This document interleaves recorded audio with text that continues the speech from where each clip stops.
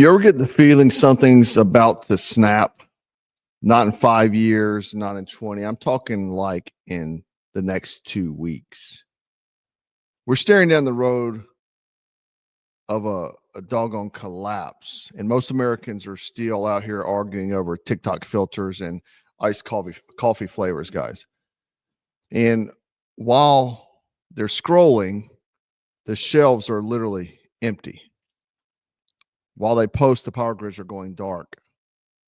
And while they virtue signal, China just shut off the freaking valve. Okay.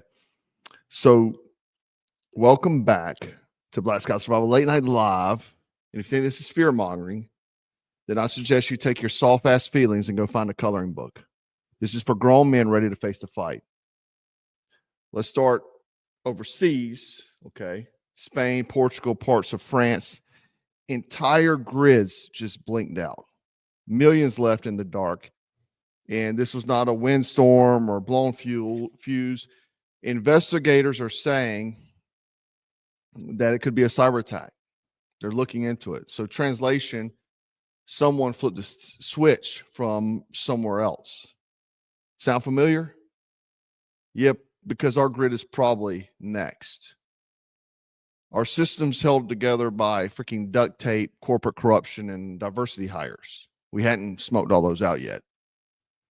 One good cyber strike, and we're eating cold beans in the dark, guys. Don't be surprised if we get hit when we are the most vulnerable, when we have empty shelves that will cause freaking mass chaos. This brings me to the supply chain. The Port of LA, it's like a doggone ghost town.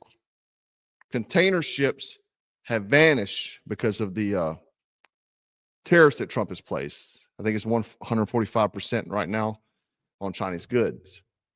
China responded the way any enemy would and said, you know what? We're going to stop sending you shit.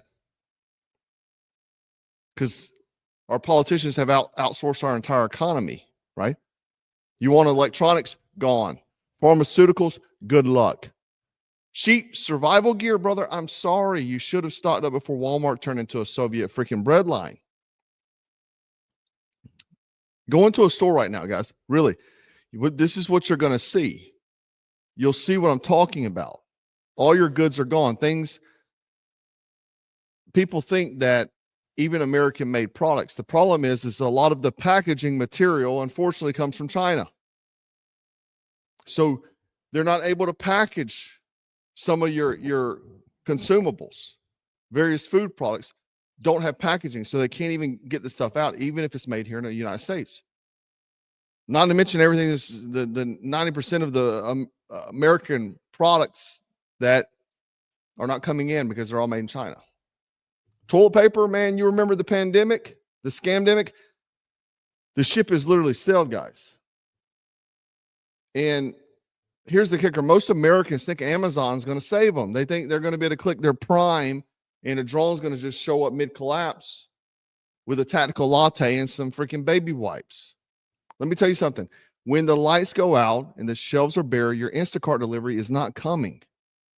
And a lot of Americans, a lot of these Karens, these soccer moms, are going to be without. And just when you thought the right, the conservatives, had a backbone, Rand Paul decides now that it's time to break ranks, man. He's attacking Trump's tariff move. He said it hurts. He's whining about it hurting the consumers. So standing up to China is suddenly a bad for business. It's funny, Rand, that you didn't have shit to say whenever Biden was shipping our manufacturing jobs to Beijing, like it was some kind of yard sale. Let me show you the clip. I am a Republican. I am a supporter of Donald Trump, but this is a bipartisan problem. I don't care if the president is a Republican or a Democrat. I don't want to live under emergency rule. I don't want to live where my representatives cannot speak for me and have a check and balance on power. One person can make a mistake. And guess what? Tariffs are a terrible mistake. They don't work. They will lead to higher prices. They are a tax, and they have historically been bad for our economy. But even if this were something that was magic and it was going to be a pot of gold at the end of the rainbow, I wouldn't want to live under emergency rule. I would want to live in a constitutional republic where there are checks and balances against the excesses of both sides, right or. So yeah, Rand Paul has now went against Donald Trump, and let's just be honest. We're going to see a lot more of that coming from Republicans. A lot more are going to be coming against Trump because they're owned by various other foreign countries. They're government assets for foreign countries. Just be honest. They may be Republican. They may have an R beside their name, but this is what weak men do. They shake their hands when their enemy, they shake hands with their enemy, and they call that junk freedom, because that's what we're seeing. And don't think this is the first day that Rand Paul stood with China, because he did during TikTok and many other things during the pandemic. He has done that. I like Rand Paul for the most part, but this is where you see the true colors of people come out. Now, if you want to look at another clip here, you know, the media has said, oh, Donald Trump has spoken with Xi Jinping and China, this and that. They're pretty close-lipped about it. Check it out. To say that the U.S. and China are not engaged in any consultation or negotiation on tariffs. You recently said you've talked to your counterpart, but more about, quote, traditional things like financial stability. So can you clarify, is the administration talking to Beijing specifically about tariffs or not? Well, we're not going to talk about who's talking to whom, but I think that, you know, over time we will see that the Chinese tariffs are unsustainable for China. I've seen some very large numbers over the past few days that show if these numbers stay on, Chinese could lose 10 million jobs very quickly. And even if there is a drop in the tariffs, that they could lose 5 million jobs. So remember that we are the deficit country. They sell almost 5 times more goods to us than we sell to them. So the onus will be on them to take off these tariffs. They're unsustainable for them. And they are saying you guys are not talking about it. So is that true?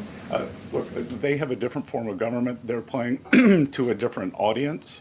So I'm not going to get into the nitty-gritty, again, of who's talking to whom. But as I said, I believe for the Chinese, these tariffs are unsustainable. And very quickly, 2 days ago, you said you didn't know if President Trump had spoken to Xi Jinping. Do you know now? Again, I would say Caroline and I have a lot of jobs around the White House. Running the switchboard in one of them. So what you're seeing, guys, is a high-stakes game of chicken. Who can break first, America or China? Who's going to break first on these tariffs? I can tell you right now, China will break first. Their economy was already in the dumpster. And with us being the biggest consumer of their products, they will drop off. And who knows, their own people may turn against them, the government, that is. You know, it's a communist country, but trust me, you put people in a very bad position and they're going to snap. And this is the same tactic they've been using against us with our social media, the propaganda they've been running for the past, forever, but very violently for the past 6 years, I would say. So you're going to see their folks jump back at them now. But if we look across to India and Pakistan, they're now trading fire again in Kashmir. Okay, let me show you the clip here. Threats of attack. Pakistan has credible intelligence that India intends carrying out military action against Pakistan in the next 24 to 36 hours on the pretext of baseless and concocted allegations of involvement in the Pahalgam incident. Indian self-assumed hubristic role of judge, jury, and executioner in the region is reckless and vehemently rejected. Pakistan has been the victim of terrorism itself and truly understands the pain of this scourge. We have always condemned terrorism in all its forms and manifestations anywhere in the world. Such military adventurism by India would be responded to assuredly and decisively. Pakistan. So that junk's heating up. Now, we talked about North Korea a while back. Well, they just admitted to sending troops into Ukraine to back Russia. So they're coming out of the shadows. That's a bold move, a bold statement for them to come out like that. And a lot of Americans think that these things can't touch us. We have the biggest target on our back. You think war won't reach us? You think it can't happen here? It already is. It's just not what you thought it would be. You thought it'd be. Everybody's dying to do that. This is what you call fifth generation war. And if we don't do something fast, you're going to see more decay. You're going to see it. And we have our own Republicans in office turning against the president. Do you want a history lesson? Rome did not fall in a day. A lot of people think it did for some reason. They think countries fall in a day. It died over time, rotting from within while the enemies circled outside. They stopped producing. Their military got soft. They imported their enemies, and bread and circus kept the people fat, stupid, and distracted. Sound familiar? This country ain't being conquered from the outside, ladies and gentlemen. It's going to die from within. And what you're seeing is that happening. It doesn't matter. One man cannot save the day. A lot of people think it can. This is just a slow boil. And I know some of you guys out there are going to say, man, Jack, you're just one of them fear mongers. You're just pushing doom porn. You want clicks. Nah. If I wanted clicks, I'd post a TikTok of me twerking in yoga pants holding a Starbucks cup saying we stand with Ukraine. That'd go viral in a second. That's what I do. This ain't for clicks. It's a warning. And I'd rather scare the shit out of 1 million people and save 5 lives than stay quiet and let you all go down in the dark with a smile. Okay. And, you know I have a lot of haters. You always do. You always have haters. Well, they've come up with a Black Scout survival support group. Okay. You can check it out. So maybe you want to join, kind of get back to breaking free, let it out. Let it out. Men healing in real time. You get to heal in real time. So embrace the strength with love, man. Just feeling the love of your brother. Feel the love of your brother. So if you need some support for my videos, just comment below. We'll set you up. Say I need support. I'm just kidding. The government is not coming to save you. FEMA ain't showing up, and your neighbor's not going to share his beans. Let's be real. You are on your own. So we have to act like that. Load out your gear, train your body, harden your mind, get food, get water while you still can.